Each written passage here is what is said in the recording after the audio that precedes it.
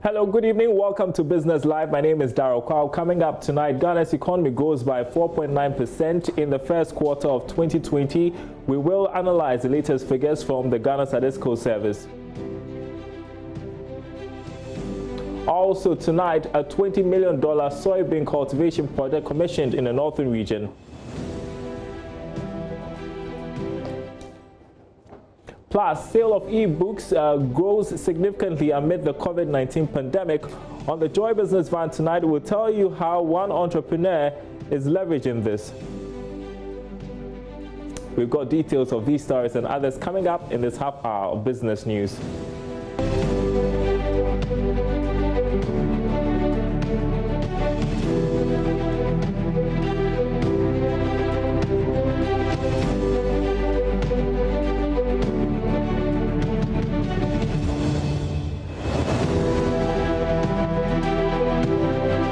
Back everyone. In our first story tonight, a $20 million soybean cultivation project has been commissioned at the Sakwe community in the Mion district of the northern region. The 40,000-acre farm is said to be one of the biggest in the region. Correspondent Martina Bugiri reports. The project is to increase domestic food production to address the major vulnerabilities in Ghana's food supply chain that has been further disrupted by the COVID-19 pandemic, and also to offer employment to about 400 people in the area. At the launch, some farmers who spoke to JoyNews said the project will address the loophole in the price and value chain of soya bean. Madam Abiba said it will also help them farm soya bean in large quantities. It will help us increase our farming, and we will sell it directly to you and make more profit.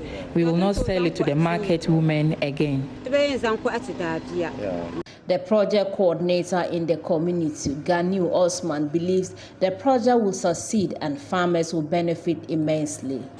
And the reason why we give this largest farm to the gold company, we are here, we cannot get support to do largest like how the gold company did. And this one, we are committed people, we are praying to Almighty Allah to support them so that the community can benefit through this farm.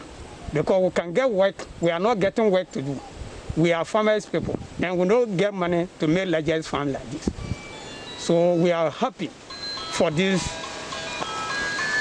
company is here.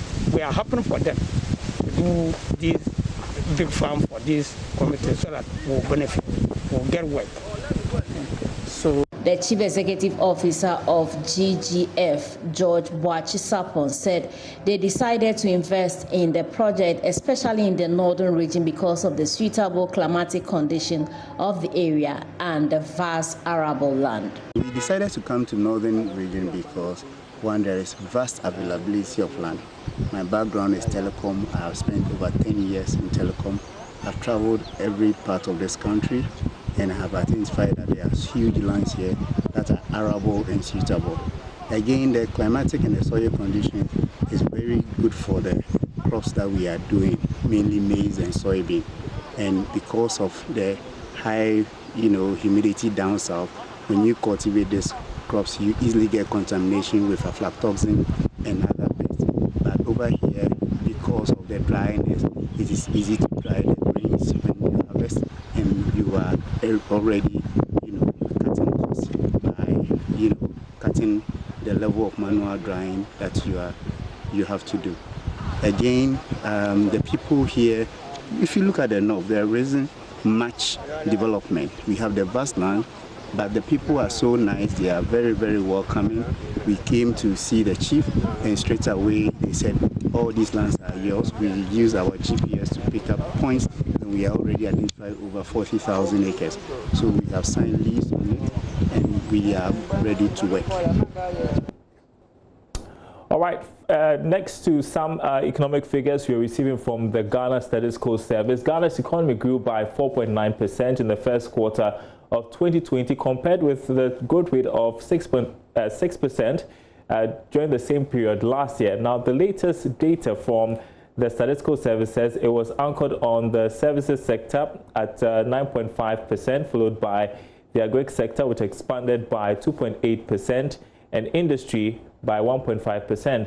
Now, we want to speak to economist Courage Botie, who to give us some perspective as we begin to analyze these figures. Thanks for joining us. He's joining us on phone, Courage. Thanks for joining us tonight. So help us understand these numbers. How should we react to the fact that our economy grew by 4.9% in the first quarter of 2020? Oh, thank you, Pius, and good evening to your listeners. So we see for the quarter that the 4.9 growth is largely driven by the services sector. And then uncharacteristically, the industry sector, which largely has been driven by oil production in these, last few years, is looking like 1.5% growth. Let's put this in context. The impact of COVID hasn't really hit with the GDP print yet. Remember, we started the year with a projection of 6.8%, and then now we're turning out 4.9 in the first quarter. Remember, Bank of Ghana, Government of Ghana are looking at a revised GDP growth of 1.5% by end of year. Factoring in the impact of the COVID situation. And so realize that the first quarter, the COVID became an issue in Ghana only towards the end of the first quarter. And so we will not see much of its impact in growth, for the quarter under question. Looking at the specific sectors in question, I see construction sector has contracted by, I think, some 6.9%. And you see that mining and quarrying, which has been a major driver of the industrial sector, also kind of grew just marginally by 1.4% in the quarter. Manufacturing activity was 5%, which was okay. And then water supply, sewage, and waste management grew by some 10.2%. Now, we would like to attribute, I think, the mining and quarrying sector specifically to the issues at the tallow field. We know from the beginning where they had to downscale their production due to some financing difficulties and other issues that came up from the beginning of the year. So they had to scale down their production target from the usual levels around the 120 thereabout levels to now where we see them around 70 thereabout. And their issues are still not resolved. Now we are also seeing the impact of lower oil prices that came as a result of these COVID issues also probably playing a part. And its full impact is not even reflected in there yet. So we can say that the industrial sector is looking like because of the issues we've had with tallow and the major, and Ghana's major oil field for the quarter. You look at the services sector and you see the major driver there has been ICT, a whopping 77.4% growth in that sector. And that is actually the orientation the whole country is turning into now, an ICT-driven economy. And given that a lot of people have had to work from home during the COVID season, you could even expect more, sterling performance from that sector, going into the second and third quarters of the year, because that is where everybody seems to be, driving towards now. So I was going to ask, which is my final question to you tonight. I was going to ask, since the COVID started at the latter part of the third month of the year, what's the outlook going to be in the next quarter? You expect a grimmer outlook? Expecting slower growth, and the impact should hit, especially in the second quarter, because if you remember, it was in April that we went on a 3-week lockdown. And major cities in Ghana, the Greater Accra and Greater Kumasi area, and that is the economic hub really of the country. So with the lockdown and its associated slowdown in productivity, we should expect a widespread contraction across some sectors, which may ultimately recover. It should be a positive growth in the end, but very slim growth, I think. Okay. Thank you so much, Courage Botie, an economist, sharing his thoughts on the story that Ghana's economy grew by 4.9% in the first quarter of 2020. You're watching Business Live. We're taking a short break. We'll be right back.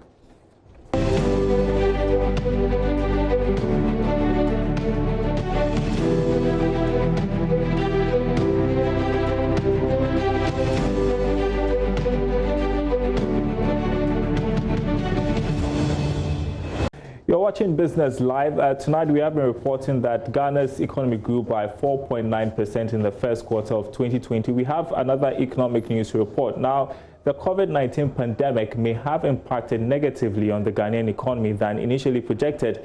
A new Bank of Ghana report, for instance, has shown that some significant slowdown was experienced in March compared to the same period last year. JoyNews joins me in the studio with more on this. So how bad is the situation, George? Well, Daryl, if you go through, you could see that economic activities has really slowed down. And that is going to have an impact in terms of tax mobilization. If you look at pension contributions, if you look at economic activities, if you look at sectors that actually government derives revenue in terms of domestic tax, all those sectors decline.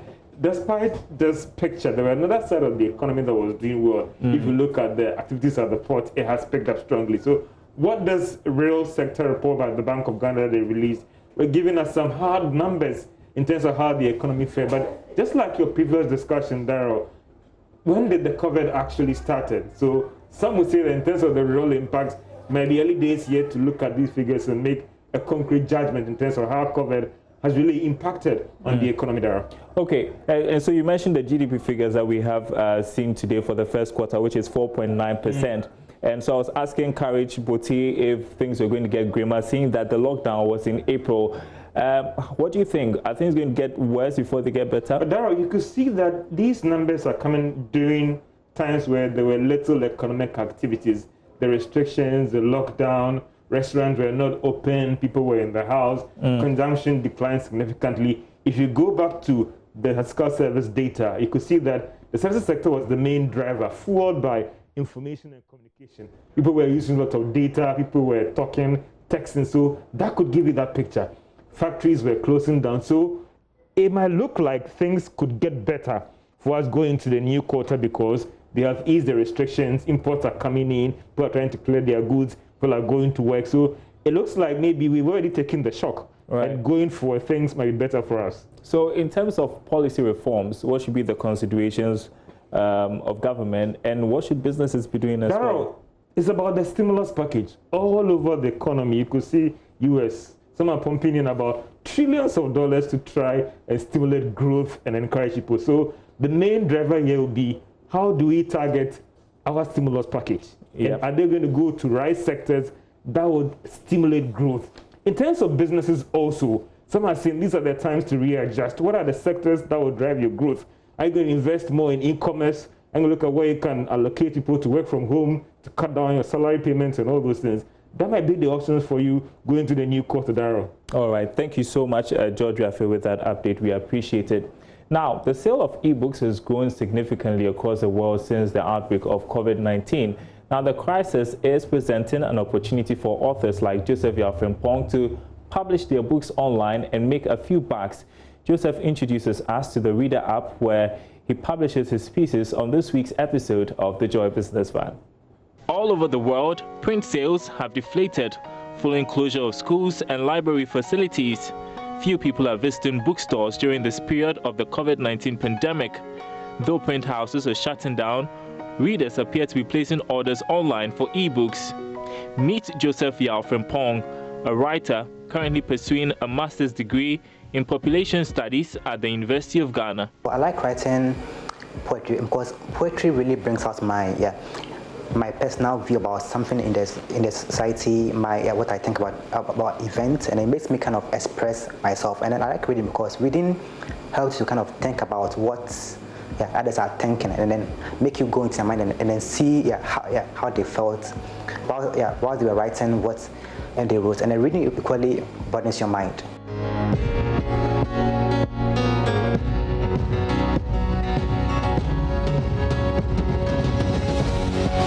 I like reading about autobiographies. I like reading about poetry. I like reading about histories. So then my three things I like reading: histories, biographies, and then so I say yes, anthologies. I mostly write about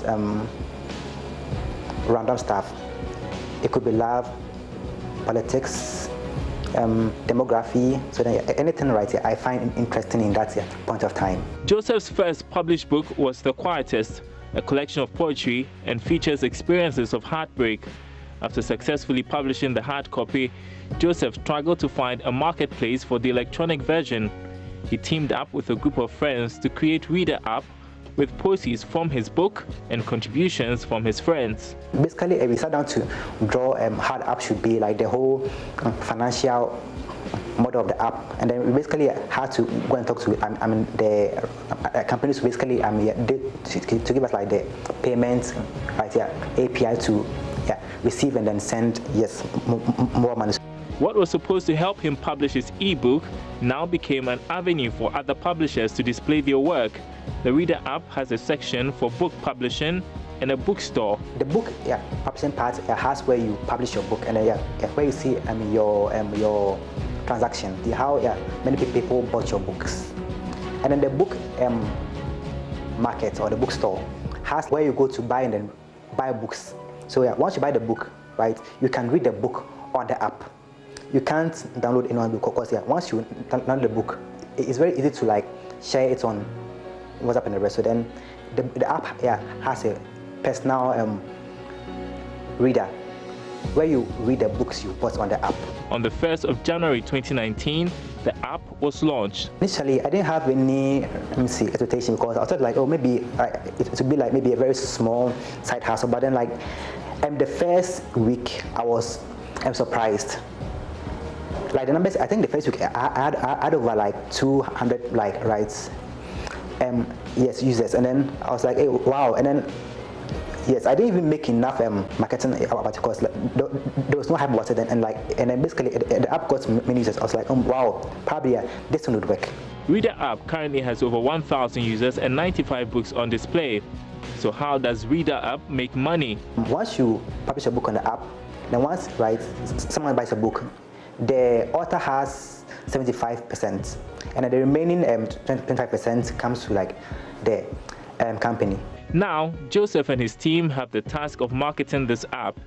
And although the COVID-19 pandemic may have put a strain on everything, online bookstores like Reader app appear to be experiencing an uptick in patronage. As compared to the other months in April, we had like many new users coming to the app, and we had like many people reading books on the app as well. I think it was mostly about the motivational books, poetry, and then short stories. Joseph and his team hope to get more African authors on the bookstore. I simply want like to liberalize like book reading in Ghana, because maybe once you write a book, right, you should be able to publish the book, whether right you have funds on it. Because I think like funding is one thing, like that's basically keeping like books like on people's phones. So then once there's no barriers to book and publishing, I hope to encourage people to publish the books they write, right, and basically not to throw them away because of funds to do like the hard copy prints and the rest. Well, one thing is for sure, hard copies as we know them will gradually phase out, and more people will be turning towards ebooks. Well, the Pharmacy Chamber says there have been some positive developments after Joy Business reported delays faced by importers in clearing goods. The Chamber had warned prices of pharmaceutical products would go up if the challenges were not fixed. Anthony Emeka is Chief Executive of the Chamber. He says the situation has improved.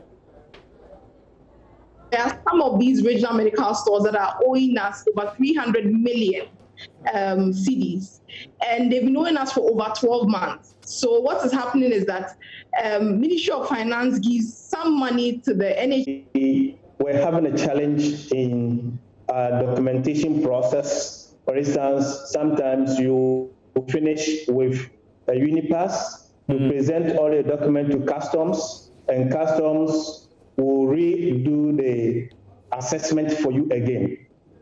And secondly, there are situations where you register the product with Food and Drugs Authority, and the same product, when it gets to Ghana Standard Authority, also require you to pay for the registration fee. The other delay has to do with also items at the airport. But with the publication on Monday, I must commend the Commissioner General of Ghana Revenue Authority, UNIPAS, and customs officials for the swift action that they've taken so far. They've been able to restore some of the issues at their end. Now, when you go to the port, after the assessment by the UNIPAS, there's no need for you to do another assessment with customs. And yes, the other complaint was that they were also observing the social distancing protocols. So most of the staffs were running shifts. But after that, the Commissioner General asked with immediate effect that those who work from morning will continue working up to 5 p.m. every day, and those who come for the evening shift will continue up to the following morning until such a time that the backlogs are all cleared.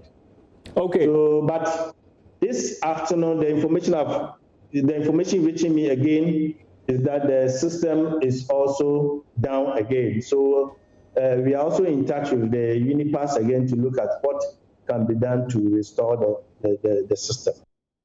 In other news, the Trades Union Congress has submitted a report to government asking for the establishment of a labor insurance fund, which they believe will anchor jobs during future disasters. Speaking on a preliminary report, the Director of Research and Policy Institute of the TUC, Kwabena Nyako Otu, stated that government must prepare now towards the future to avert the impact of COVID-19.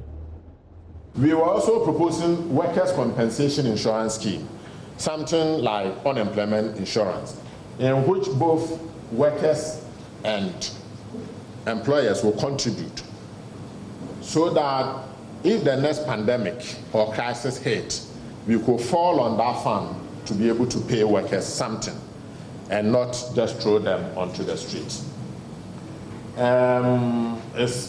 Like I said, it's similar to the unemployment insurance, but you know that in Europe, unemployment insurance was actually started by the unions. It was later taken over by government. But even in Scandinavia, governments still do unemployment insurance through the unions. It's one of the reasons why Scandinavia still has a very high unionization rate, because they are actually deeply involved in the unemployment insurance. We were also proposing a social grant for households that are actually in the lowest quantile, the poor households. So you give them the equivalent of our poverty line, which is about 140 Ghana cedis per month. So that's a social grant. They do it in South Africa, or they are doing it as part of the COVID lockdown. You cannot lock people down into their house without giving them something. So in South Africa, they implemented a social grant for poor households. Now, the reason why we are proposing that you don't have to sack your workers is simple. If you sack your worker and he goes to sit home, he may die before the crisis is over because he has no income. Now, when the crisis is over and he doesn't die, the process of coming back to the same workers may not be smooth. Okay, so you may have to recruit new workers and train them, and it's a cost to the employer. So if you can have an arrangement where you keep the workers, they reduce the number of hours worked, and they also reduce their pay, then it helps both the worker and also the employer. But overall, it helps the economy because. And that's Business Live tonight. Thanks for watching. More news on our website, myjoyonline.com/business.